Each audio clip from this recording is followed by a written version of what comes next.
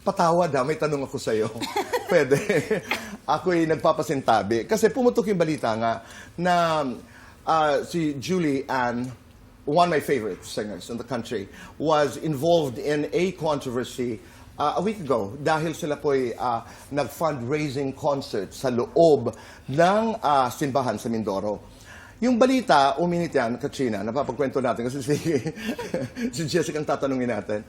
So, Julie was in the middle of that controversy.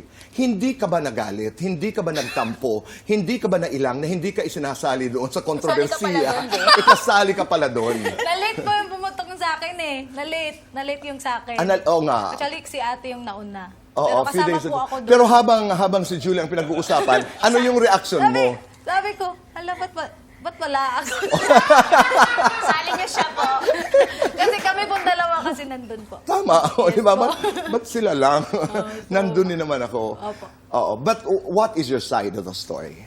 Actually, both sides naman po, naglabas na po ng statement Tito Boy at nagkapatawaran na po ang lahat. And maraming natuto po sa nangyari and we really apologize po sa nangyari din po. So, sana po praying for healing for everyone po. Tama. Yes. Kasi ako din po, sa totoo, Tito Boy, nagsiserve po ako sa church for 15 years. I was a psalmist and a choir.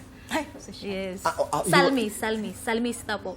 Salmista. Yes, and a choir member for 15 15 years. Yes, Kaya po. sanay ka sa simbahan. Yes po. Pero, ano yung pinaka-importanteng leksyon na natutunan mo sa karanasang yun? Paano ko ba sasabihin? Siguro po, next time, mas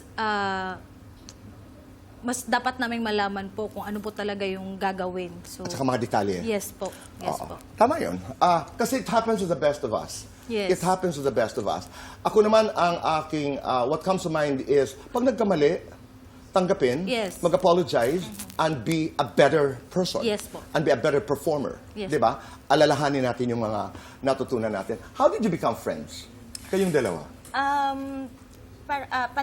After pandemic po yun, nag-message ako sa kanya, Tito Boy, if I can do a collaboration with her. Oh. Tapos, parang nakita ko kasi na parang I was searching about her kasi parang yung mga fans ko parang sinasabi na, please do a collaboration with Jessica Villarubin.